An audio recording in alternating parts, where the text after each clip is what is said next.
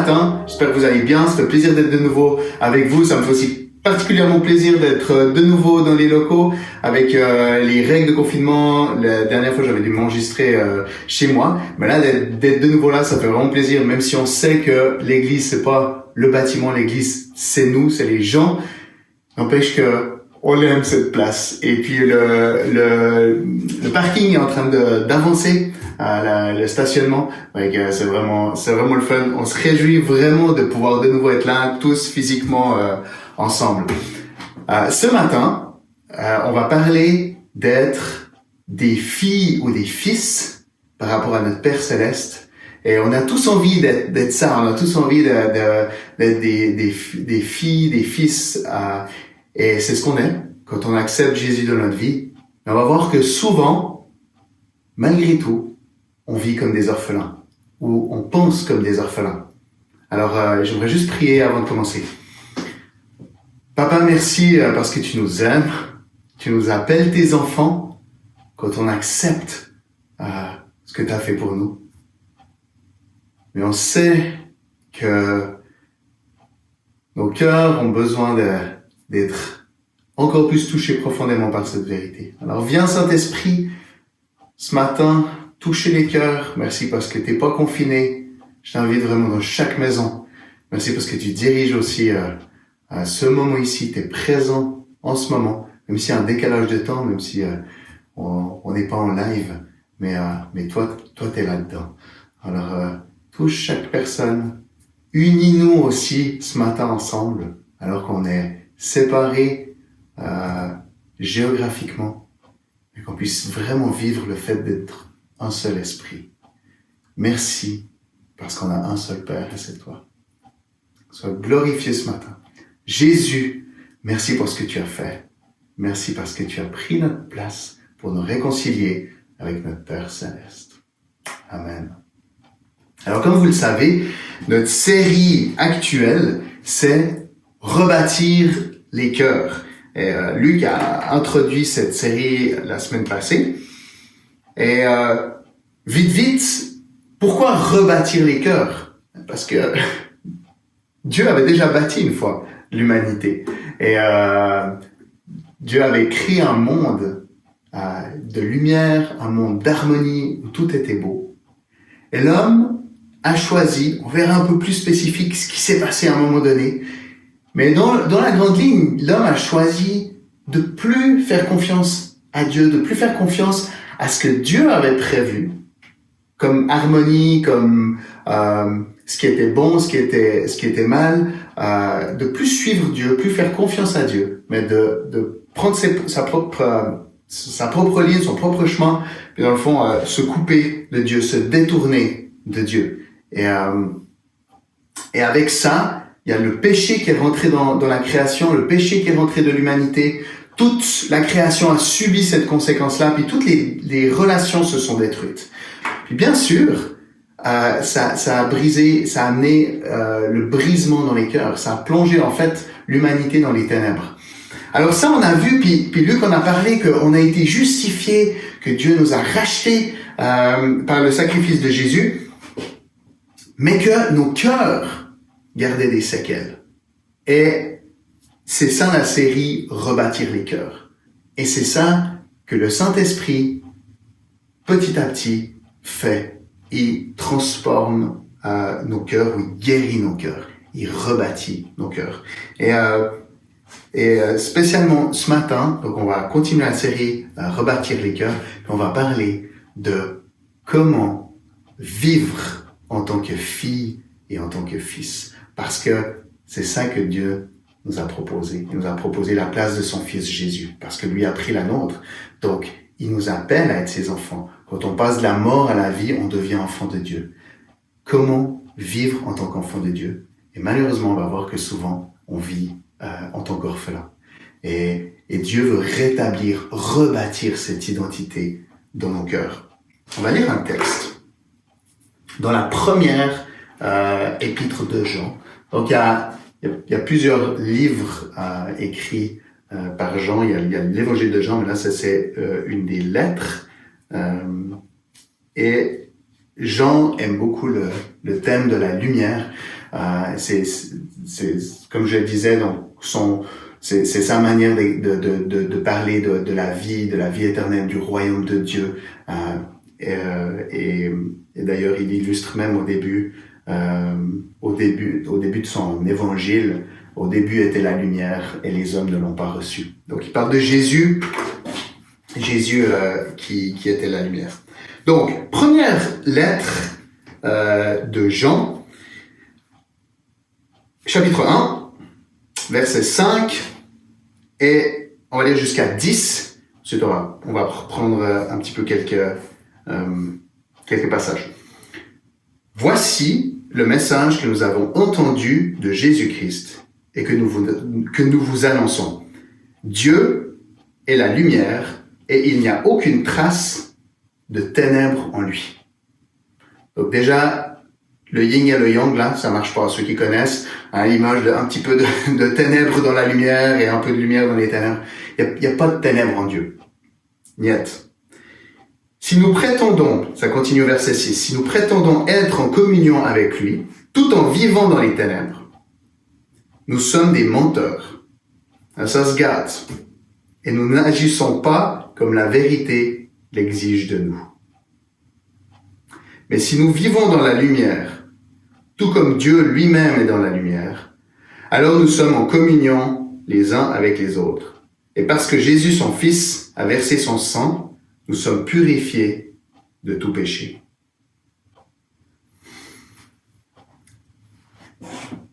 Si nous prétendons n'être coupables, là il insiste, d'aucun péché, nous vivons dans l'illusion et la vérité n'habite pas en nous. Si nous reconnaissons nos péchés, il est fidèle et juste, et par conséquent, il nous pardonnera nos péchés et nous purifiera de tout mal que nous avons commis. Si nous prétendons ne pas être pécheurs, nous faisons de Dieu un menteur, et sa parole n'est pas en nous. Ce qui nous encourage, c'est de rester dans la lumière. Dieu nous encourage de rester dans la lumière. Donc, je répète le verset 7. Mais si nous vivons dans la lumière, tout comme Dieu lui-même est dans la lumière, alors nous sommes en communion les uns avec les autres. Et parce que Jésus, son Fils, a versé son sang, nous sommes purifiés de tout péché. Donc, on a été rachetés. On vit dans la lumière et nous encourage à rester dans la lumière. Il y a Paul, il y a Jean ailleurs, en fait Jésus dans l'évangile de Jean, il dit demeurez en moi, restez accrochés en moi. Moi je suis le cep, il n'y a pas de vie en dehors de moi, restez accrochés en moi si vous voulez porter du fruit. Si on veut avoir la paix, restez accrochés à Dieu. Aux Corinthiens, Paul, il écrit demeurez ferme dans la foi. Il y a plusieurs versets dans les épîtres et Jésus lui-même, il encourage et dit vous avez été arrachés de la mort à la vie, restez dans la vie. Restez dans la vie. Ne péchez pas, comme dit Jean, ne péchez pas. Restez dans cette lumière, restez dans cette nouvelle vie que Dieu vous a donnée. Mais en tant qu'humain, on n'arrive pas à rester dans la lumière. Et tôt ou tard, ça nous arrive de lâcher. Ou ça nous arrive d'agir peut-être pas exactement comme on le faisait avant, mais peut-être de retomber dans certaines choses. Ou à cause des séquelles qu'on a encore dans nos cœurs, de réagir selon les règles des ténèbres et pas selon les règles du royaume de Dieu ou du royaume de la lumière.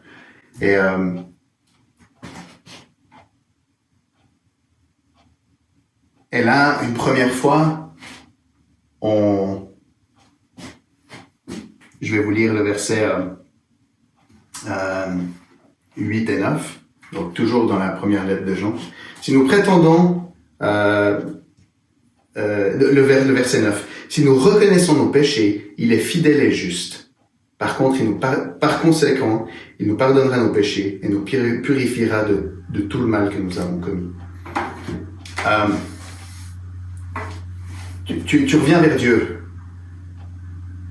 C'est déjà difficile parce que peut-être tu te dis, ok, je donne ma vie à Dieu, je vais être délivré de tous mes soucis, je vais être délivré de tous mes travers, je vais être délivré de tout ce qui est tortueux dans mon cœur. Je vais être délivré de toutes mes dépendances aussi, que ça puisse être dépendance de consommation comme l'alcool ou le jeu, ou ça peut être la pornographie, ou est-ce que ça peut être aussi la colère, l'anxiété, toutes ces choses qui sont des séquelles dans nos cœurs. On vit des délivrances. Des fois, il y a beaucoup de choses qui partent d'un coup. Des fois, tout part pas d'un coup. Et quand on revit, alors qu'on est enfant de Dieu, quand on revit certaines de ces choses, ça nous fait mal.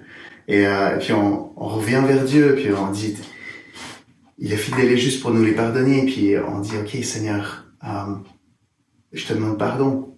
Puis je me rappelle spécialement quand j'étais jeune adulte, ado et même jeune adulte. Moi, j'ai lutté beaucoup avec la pornographie. Quand j'avais 17 ans, j'avais vraiment vécu quelque chose de profond avec Dieu. Et quand ça m'était arrivé après, je pense que c'était quelques jours après, je pensais que j'avais vécu quelque chose d'une convention pour jeunes, j'avais vécu quelque chose de profond, Dieu m'avait touché, j'avais dit je te donne ma vie, et puis quelques jours après, j'ai été regarder des sites que j'aurais pas dû sur internet, et je me rappelle la honte que j'ai ressentie à ce moment-là, et je dis comme Seigneur, non, c'est pas vrai. Et puis j'ai senti que Dieu me pardonnait. Dans la Bible, il y a un verset qui dit il nous a pardonné alors que il nous a réconciliés avec lui dans Romains alors que nous étions encore ses ennemis. Donc Dieu est toujours là, il est fidèle et juste pour nous pardonner si on reconnaît. Donc je me suis approché, mais quand c'est revenu après, j'étais comme non. Quand il y a des choses qui restent dans nos vies et puis que ça revient encore et encore, je me rappelle, j'avais plus la même envie d'aller vers Dieu. J'avais plus la même envie de lui demander pardon. J'avais honte. Mais ce que je me disais, ce qui était spécial, c'est que je me disais, mais je vais régler mon affaire. Je vais vivre bien quelque temps. Puis quand j'aurai réussi à vivre 1-2 semaines dans la pureté, à ce moment-là, je retournerai vers Dieu. Pourquoi je vous dis ça? C'est parce que ce matin, j'aimerais qu'on explore nos cœurs. Pourquoi, souvent, on ferme notre porte à celui qui a tout fait pour nous guérir?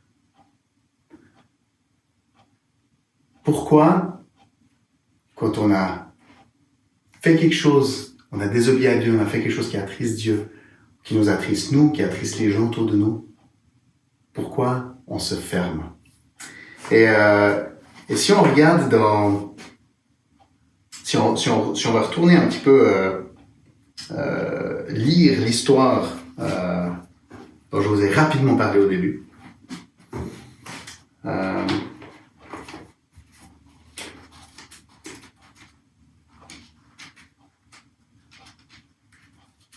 Dans Genèse, chapitre 3. Donc, chapitre 1, tout va bien. Chapitre 2, tout va bien. Chapitre 3, ça se gâte. Dans l'histoire de l'humanité, chapitre 1, ça nous explique comment Dieu a créé la terre. Chapitre 2, ça nous explique un peu plus comment l'homme a été impliqué là-dedans. Chapitre 3, l'humain scrape déjà tout. On va aller voir au verset... dans le fond, je l'ai là. Donc, Genèse 3, verset 9 à 10. Donc, pour replacer le contexte, l'humain a arrêté de faire confiance à Dieu, puis a fait confiance au serpent. Il fait confiance à lui-même. Donc, coupé de Dieu, il réagit ils réalisent qu'ils sont nus, ils se couvrent de peau, et puis ils se couvrent ils se couvrent avec des feuilles de vigne. Donc toutes les représentations, hein, ça vient de là. C'est comme leur relation l'un avec l'autre est séparée, d'humain à humain. Puis bien sûr, relation avec Dieu sont séparées. Donc ils vont se cacher. Mais regardez au verset 9 ce qui se passe. Mais l'Éternel Dieu appela l'homme et lui demanda: Où es-tu? Celui-ci répondit: J'ai entendu ta voix dans le jardin et j'ai eu peur car je suis nu. Alors je me suis caché. Dieu dit: Qui t'a appris que t'étais nu? Aurais-tu mangé du fruit de l'arbre dont je t'avais défendu de manger? Adam répondit: La femme que tu as placée auprès de moi, c'est elle qui m'en a donné. Pas ma faute, c'est elle. Et j'en ai mangé. L'Éternel Dieu dit à la femme: Pourquoi tu fais cela? C'est le serpent qui m'a trompé, répondit la femme. Et j'en ai mangé. Chaque fois qu'on s'écarte, en fait, tout le temps, Dieu parcourt la terre et il dit: Où es-tu? Si ce matin, tu te sens loin de Dieu parce que tu n'as jamais connu cette proximité avec lui, tu n'as jamais quitté les ténèbres, Dieu te dit: Où es-tu? Si tu as connu ce que c'est d'être dans la famille de Dieu, puis tu fais partie de la famille de Dieu, mais pour une raison ou pour une autre, tu as mangé ce que tu devais pas, ou tu as fait ce que tu devais pas, ou regardé ce que tu devais pas, Dieu te dit: Où es-tu? Pourquoi tu as fait ça? Mais là, il y a un réflexe de l'humain, il répond pas vraiment à la question, dans le sens, il laisse pas Dieu regarder son cœur. Il dit: C'est pas ma faute. Oui, il répond à la question techniquement, il dit: c'est parce qu'elle m'en a donné. La raison pour laquelle il a pris, c'est parce que j'ai douté de toi, j'ai douté que t'étais bon, j'ai douté de toi, et j'ai mangé, j'ai écouté le serpent. Parce que j'avais envie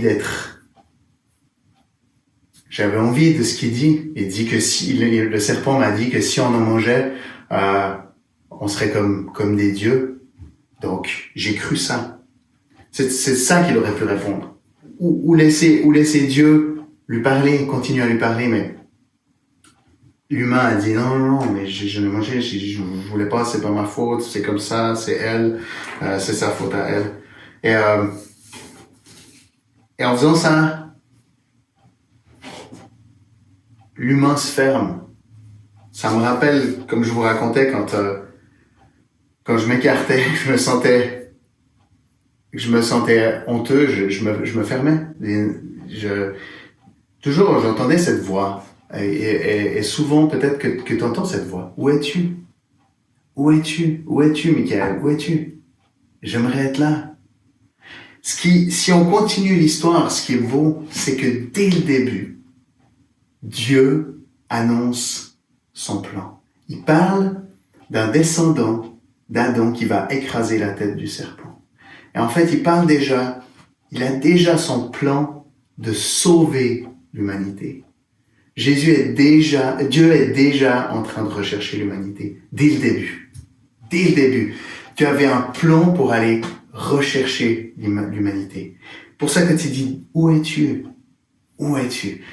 Dieu, sans arrêt, partout, sur la terre, est en train de dire: Où es-tu? Où es-tu? Je te cherche, je te désire. Et parfois, quand on l'a entendu, on a dit: Oui, Dieu, je t'ai entendu. Je choisis d'être ton enfant. Mais là, tout le monde dit: Non, j'ai failli à être un enfant de Dieu. J'ai failli au standard de la lumière. Comme Jean dit, je vis pas dans la lumière. j'ai connu la lumière, mais je vis pas, j'arrive pas à vivre ces standards. Dieu dit, où es-tu? Où es-tu? Et quand on parle de rebâtir les cœurs, une des choses primordiales, c'est notre relation avec Dieu. Et si on revient, on va revenir où on en est là, mais si on revient encore une fois à l'origine, ce qui s'est passé en fait, si on revient un tout petit peu avant avec le serpent, dans Genèse 3,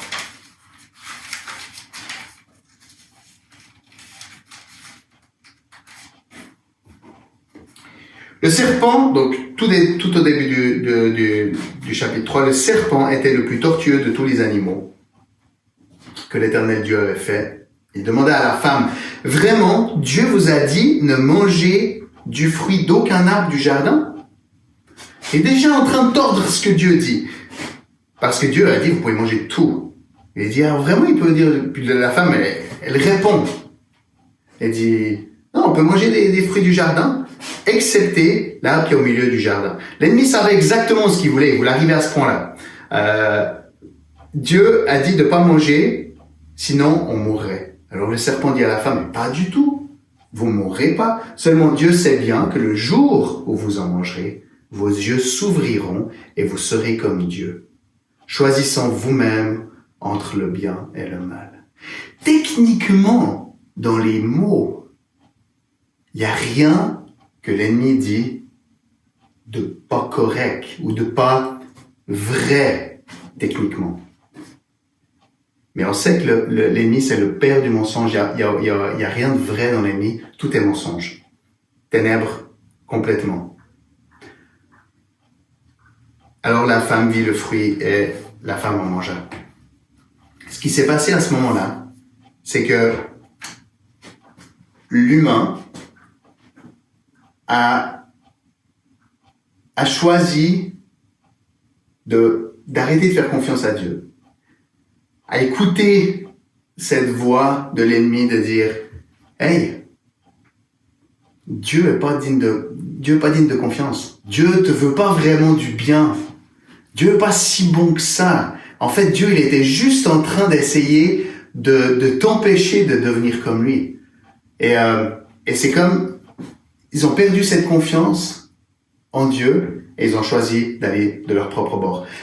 Le problème, c'est qu'en obéissant à cette parole du serpent, ce qui s'est passé, c'est qu'ils sont passés de Dieu crée l'humain, lui dit qui il est, et dit « Tu es très bon ». Regarde à l'humain, il a dit « Ceci est très bon ». Ça, c'est dans le premier chapitre de la Genèse. Mais là, 2 chapitres plus loin, et donc c'est ça qu'ils étaient. Ils étaient définis, créés à l'image de Dieu, définis par ce que Dieu disait d'eux, et qui Dieu était, puisqu'ils étaient à son image. Donc, définis par leur créateur, définis, leur identité venait de leur créateur, et là, si tu fais ça, si tu manges, tu seras comme Dieu. Donc au lieu ils sont passés de je suis parce que Dieu, je suis qui je suis parce que Dieu dit ça de moi, à je suis qui je suis parce que je fais ça ou ça ou ça. Et en rentrant dans cet engrenage, c'est l'entrée de ce qu'on appelle l'idolâtrie. L'idolâtrie, c'est quand notre adoration totale ne va plus en Dieu, mais on ne fait plus une confiance totale à Dieu. Il est plus notre tout, et il y a quelque chose d'autre qui prend cette place. Puis en fait, là, fais ça et tu seras a pris cette place-là. Donc, faire est devenu une idole. D'être eux-mêmes leur propre maître, c'est devenu une idole. En fait, c'est l'entrée de toute l'idolâtrie dans l'histoire de l'humanité. Et ça, à ce moment-là, ça brise tout. Parce que ce qui se passe, c'est que quand tu commences à être dans une relation avec une idole, l'idole, et Patrice en a parlé il y a 2 ou 3 dimanches, l'idole, c'est comme une idole, t'as besoin de lui offrir des sacrifices. Et elle en a jamais assez. En d'autres mots, si par exemple, une des idoles, par exemple, qui est arrivée à ce moment-là, si je fais ça, je serai heureux. On n'a jamais arrêté de faire.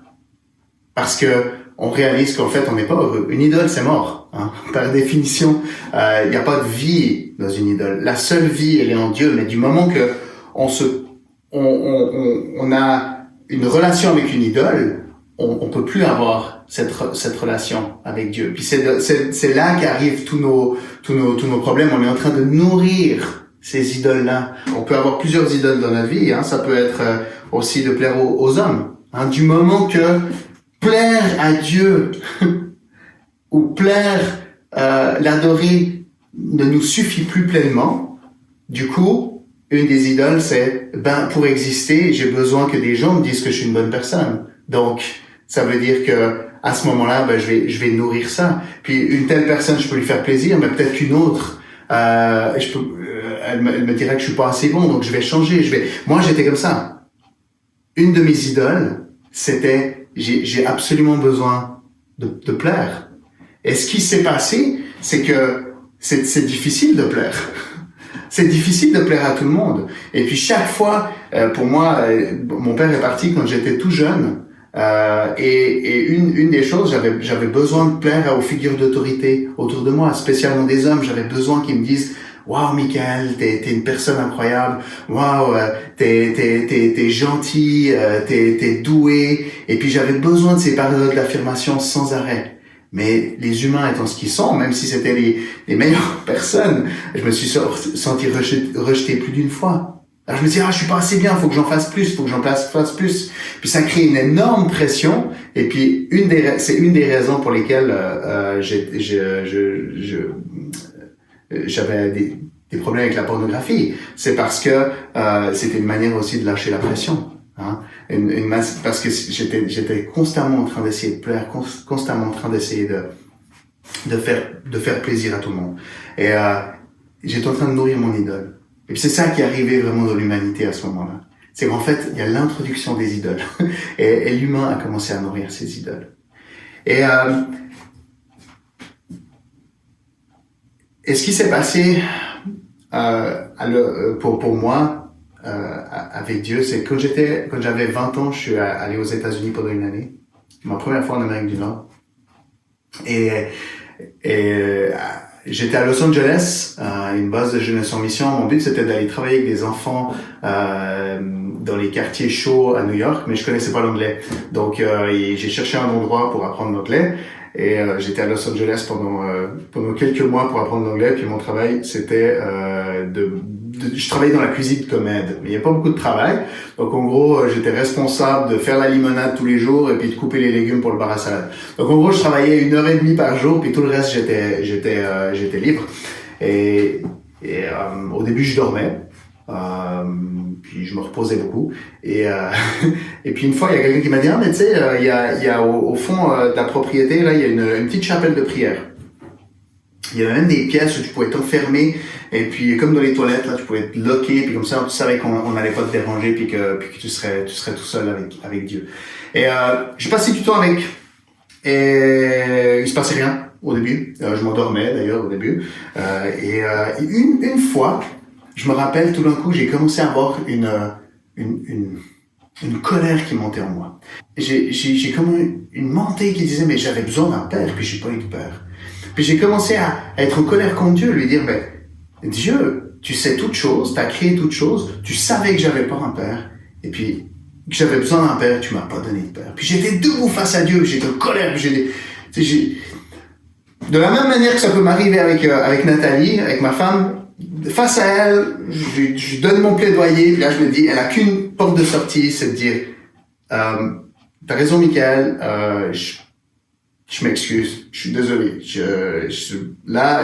Avec tout ce que t'expliques, je comprends, waouh, c'est toi qui as raison, j'ai tort. Je m'attendais ça de Dieu, j'étais même debout physiquement, puis j'étais comme: tu sais toutes choses, tu m'as pas donné de père, tu savais que t'as quoi à dire? Et en fait, j'ai comme une voix qui est venue derrière moi et qui m'a dit, j'ai entendu cette voix qui disait, mais moi je suis ton père. Et puis j'ai commencé à avoir des images de moi à plusieurs étapes de ma vie. En fait, c'est comme si c'était les étapes que pour moi-même j'avais trouvées importantes d'avoir un père, puis que j'avais pas eu de père physiquement. Et c'est comme Dieu me rappelait ces moments, puis à chaque fois, j'avais l'image, c'était pas très clair, mais j'avais l'image de moi qui faisait mes premiers pas, de ma naissance, moi qui faisais mes premiers pas, la première fois que j'ai fait du vélo, sans les petits trous, mon premier jour d'école. Puis c'était comme des images qui venaient, des photos, et puis c'est comme si Dieu, à chaque fois, il disait, j'étais là, j'étais ton père, j'étais là, j'étais ton père. Et à la fin, il m'a dit, mais est-ce que tu veux que je sois encore ton père? Et là, j'avais les larmes qui coulaient, puis bien sûr, j'ai dit oui. Et c'est vraiment à ce moment-là que j'ai eu un avant puis un après, pour moi, où j'ai compris que Dieu était mon père. Et ça m'a pris un peu de temps après pour vraiment comprendre que je le méritais pas. Et qu'en fait, c'est parce que Jésus avait pris ma place que je pouvais vivre cette relation de fils avec mon père. Mais sur le moment que Dieu qui se révèle comme père, qui m'aimait, qu'il était là, ça a transformé ma vie. Puis pourquoi je vous raconte ça alors que on parle du jardin, alors qu'on parle de Dieu qui cherche, qui dit où es-tu? Parce que ma relation que j'avais avec mes idoles, c'est-à-dire de nourrir mes idoles, j'avais transposé ça comme sur Dieu. Et c'est ça qui est tragique. Quand on connaît pas Dieu, on se soucie pas de notre relation avec Dieu. Et si tu te soucies pas de ta relation avec Dieu, Dieu t'aime. Dieu te cherche, il te dit, où es-tu? Toutes ces idoles que tu es en train de nourrir, moi, je veux t'en délivrer. Moi, je veux réparer ton cœur. Moi, je veux te donner la place que j'avais prévue pour toi. Dans la Bible, c'est écrit qu'avant la fondation du monde, il nous avait destinés à être adoptés, destinés à être ses enfants. Moi, je veux ça pour toi. Je veux te rétablir dans ce que j'avais prévu dès le début pour toi. Malgré tout ce qui s'est passé, malgré tout ce que tu as fait, malgré tout, c'est ça que je veux toujours pour toi. Je te cherche. Ça, c'est valable si on ne se soucie pas de notre relation avec Dieu. Si on ouvre notre cœur et qu'on le laisse entrer. Mais si on se soucie de notre relation avec Dieu, ou si on a déjà cette relation avec Dieu, ce qui peut arriver parfois, c'est que notre relation avec nos idoles, on la transmet avec notre relation avec Dieu. C'est ce qui s'est passé en fait avec le peuple d'Israël. Le peuple d'Israël avait une relation avec Dieu, souvent au travers de Moïse, mais ils étaient le peuple, ils marchaient dans le désert, ils étaient le peuple choisi, ils avaient une relation, Dieu faisait partie de leur quotidien, mais ils se sont bâtis une idole. Hein. L'histoire du veau d'or, ils ont construit une idole en forme de veau. En fait, ce qu'on se trompe parfois, c'est qu'on pense qu'ils se sont créés un autre Dieu. En fait, ils se sont fait une image de Dieu. Et ils ont commencé à avoir une relation avec Dieu comme avec une idole. Et c'est quoi comme genre de relation qu'on a avec une idole? En fait, les relations qu'on a avec une idole, c'est qu'on essaye de faire fléchir l'idole dans notre sens. Hein? On essaye de faire fléchir le regard des autres dans notre sens pour être apprécié, pour être donc on apporte des sacrifices, on fait des choses et puis c'est valable en fait pour des idoles dans d'autres religions. Hein? Ils apportent des sacrifices aux dieux, aux autres dieux dans l'hindouisme pour avoir par exemple dans l'hindouisme ou même dans d'autres religions pour avoir une faveur de ce Dieu, ou au contraire pour que le Dieu se fâche pas. Mais dans tous les cas, au niveau de la relation, c'est une sorte de manipulation. Je fais ça pour que soit tu me donnes ça, soit que tu me fasses pas ça.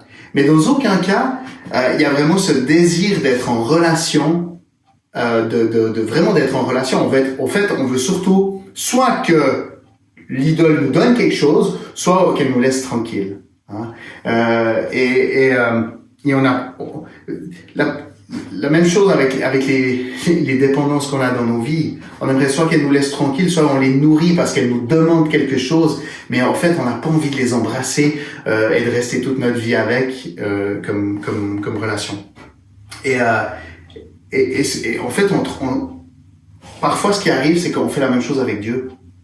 En fait je reviens avec ce qui se passait avec moi quand j'étais retombé dans mes péchés pour la xème fois, et puis que je me disais mais je veux d'abord aller mieux, et puis ensuite je pourrais recommencer à prier.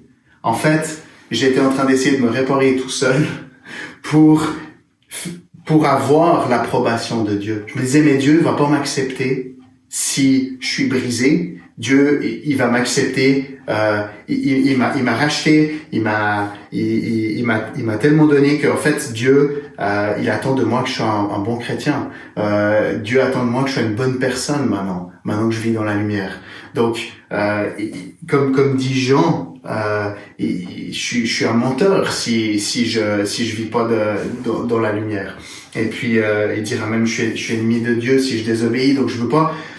Dieu, il attend que je sois revenu, que je sois à nouveau une bonne personne, et puis là il va me donner son approbation.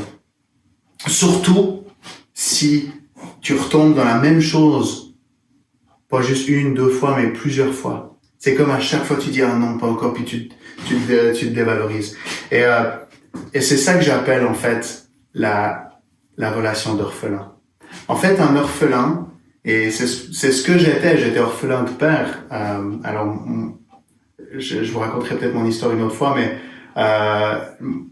j'ai retrouvé mon père biologique, et on a une belle relation maintenant. J'aime.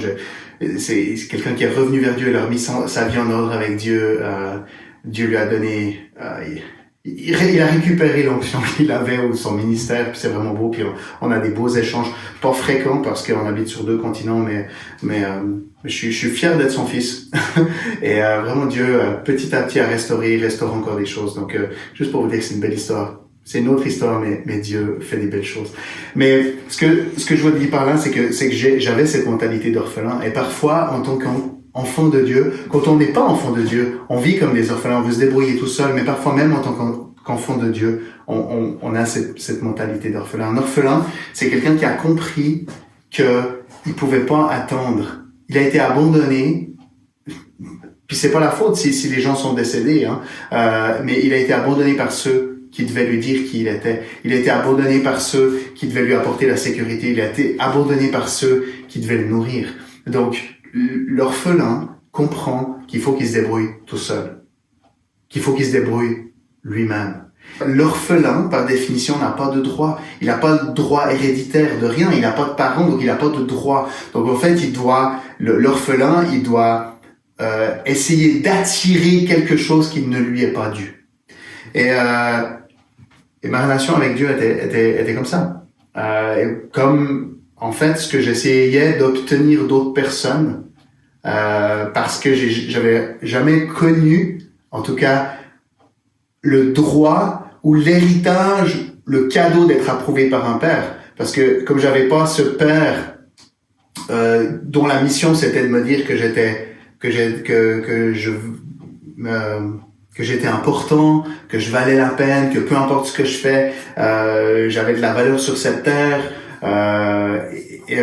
J'essayais d'avoir ça d'autres personnes, mais j'étais pas légitime dans cette approbation. Donc j'essayais de prendre une certaine forme pour attirer cette bénédiction ou pour attirer cette approbation. Donc c'est ça la mentalité d'orphelin, c'est quand tu essayes d'obtenir quelque chose qui t'est pas dû. Mais ce qui est terrible et ce qui est fou, si on revient avec l'histoire du début de l'humanité, si tu manges de ce fruit, si tu fais ça, tu vas être comme Dieu. Alors que la réalité, c'était, si tu vis normalement comme je t'ai créé, en étant en relation avec toi, tu seras comme moi, puisque je t'ai créé à mon image. Donc c'est quelque chose qu'ils avaient déjà droit. Et plusieurs choses qu'on veut de Dieu, on y a droit. Sauf que on essaye de les obtenir en faisant fléchir Dieu dans notre sens, plutôt que en héritant. Et pourquoi? C'est parce qu'on n'a souvent pas compris qu'on était des fils ou on était des filles. Et pourquoi on est des fils et des filles? Parce que Jésus, il a pris notre place.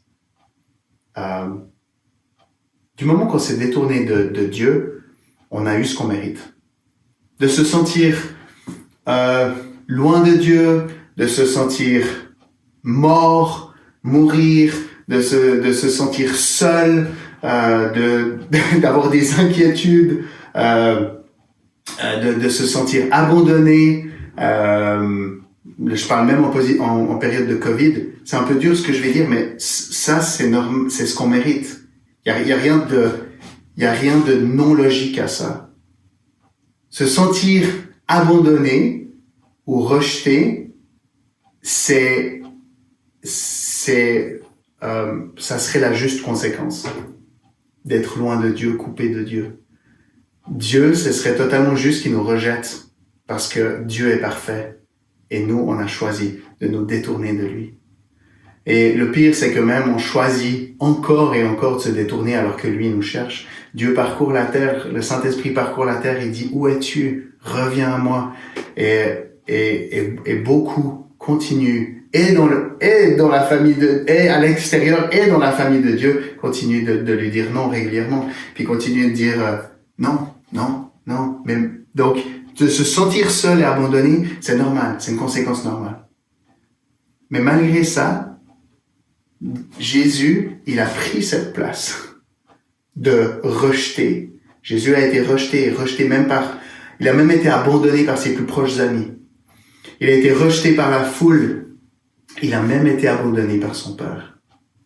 Parce que son Père était parfait. Quand il a porté tout le péché de l'humanité, Dieu s'est coupé de lui. Il dit, Père, pourquoi m'as-tu abandonné? J'aimerais revenir sur quelque chose de spécifique. Vous rappelez la première réponse d'Adam quand Dieu lui a dit, où es-tu? Il a dit, j'ai entendu ta voix dans le jardin et j'ai eu peur car je suis nu. La nudité, ça représente la honte.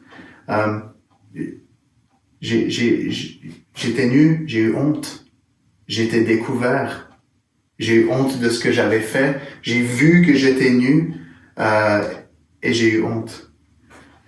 Puis cette honte-là, c'est ça qui nous coupe de Dieu.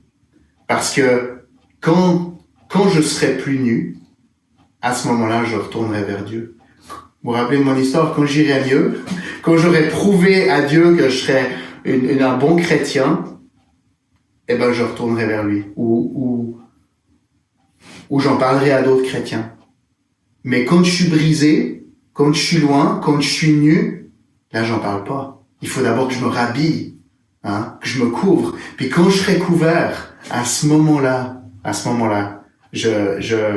j'en parlerai autour de moi. À ce moment-là, je confesserai, je dirais, j'ai telle chose ou telle chose dans ma vie, puis je suis de nouveau retombé là-dedans, ou c'est difficile, puis j'arrive pas à être le chrétien que je voudrais, puis c'est dur.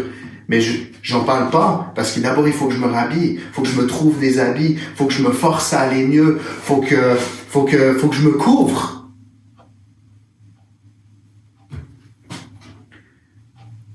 Jésus, vous pensez qu'il a été crucifié comment? Jésus a été crucifié nu.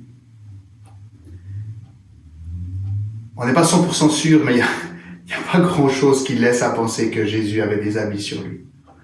Parce qu'à l'époque, c'est comme ça qu'on crucifiait. En plus, dans la Bible, c'est écrit, ils l'ont cloué sur une croix et ils se sont partagés ses vêtements. On n'aime pas ça, on n'aime pas imaginer Jésus, on aime bien ces images romantiques de Jésus qui est sur la croix, puis c'est héroïque, puis c'est romantique. Jésus, il a pris notre honte, il a pris notre nudité sur lui. à ce moment-là. Jésus n'est pas mort dans la gloire humaine, il est mort dans la honte, rejeté de tous, même coupé de son Père. Jésus a pris cette honte-là. La même honte, la même nudité qui nous empêche, qui nous ment en disant tu peux pas retourner vers Dieu dans tel état. Jésus, il dit, justement, cette honte-là, elle n'a plus le droit de te couper de Dieu. Parce que moi, j'ai pris cette honte-là. Moi, je suis mort nu. Je suis mort dans la honte. Je suis mort rejeté. On m'a craché dessus.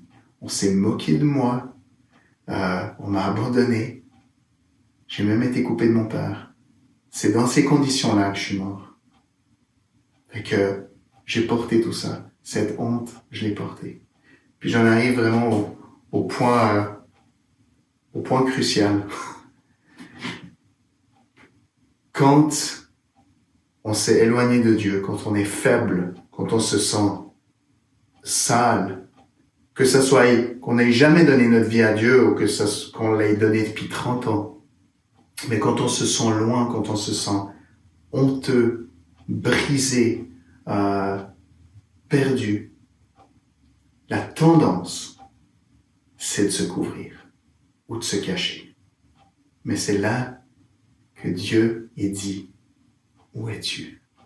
Où es-tu? Où es-tu? J'ai tout fait pour pouvoir te poser cette question. J'ai tout fait pour pouvoir rebâtir ton cœur à ce moment-là. Et il n'y a pas de meilleur moment. Le contraire, c'est un mensonge. Il n'y a pas de meilleur moment qu'au plus profond de notre brisement, de notre dégoût de nous-mêmes, de notre honte, de notre désespoir sur nous-mêmes, pour que l'amour et la grâce parfaite de Dieu viennent pénétrer nos cœurs. Pour qu'on puisse réaliser et avoir la révélation que Dieu a porté notre nudité et notre honte. Fait que si tu te trouves dans un état où tu te sens loin de Dieu, c'est à ce moment-là précis que laisse-le entrer. C'est faux de croire. L'ennemi, il veut pas ça. Fait qu'il va te dire, mais tu peux pas ouvrir ton cœur à Dieu comme ça. Puis ouvrir son cœur à Dieu, ça veut dire seul avec Dieu, mais ça veut aussi dire souvent d'en parler à d'autres. Et si je reviens à la première lettre de Jean qu'on a lue, Jean parle des relations les uns avec les autres. Et c'est une des forces qu'on a à vivre dans le corps de Christ. Il dit, mais si nous vivons dans la lumière, tout comme Dieu lui-même est dans la lumière, alors nous sommes en communion les uns avec les autres. C'est ça que Dieu a prévu. Mais comme Jean il dit, ça nous arrive de pécher encore. Donc, ça sert à rien de faire semblant. On est des menteurs si on fait semblant. Mais on peut quand même vivre dans la lumière. Parce que Jésus a porté notre honte. Donc on peut quand même être vrais les uns avec les autres. Et puis on va prier les uns pour les autres. On va confesser les uns aux autres. On va se porter les uns avec les uns les autres. Et rebâtir les cœurs, ça passe par être ouvert face à Dieu, être ouvert les uns avec les autres.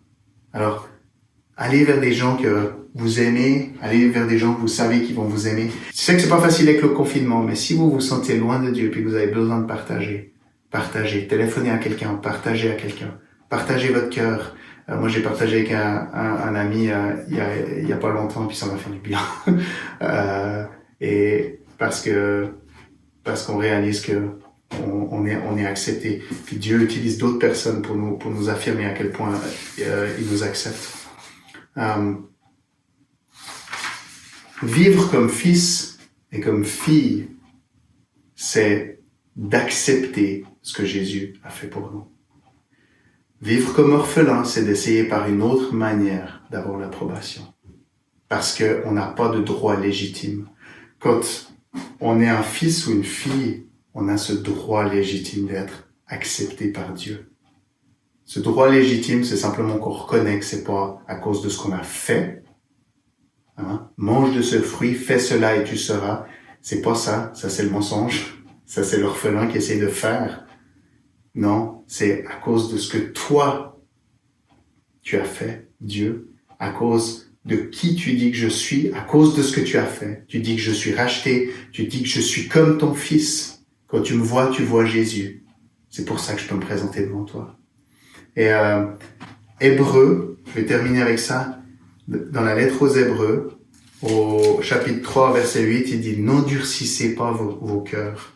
Il rappelle un peu ce qui s'est passé dans le jardin, quand Dieu dit « Où es-tu » à Adam. Là, c'est l'Esprit qui dit « Aujourd'hui, si vous entendez la voix de Dieu, que tu connaisses Dieu ou que tu connaisses pas Dieu, que tu t'aies donné ta vie à Jésus ou pas, aujourd'hui, si vous entendez la voix de Dieu, ne vous endurcissez pas comme l'ont fait vos ancêtres.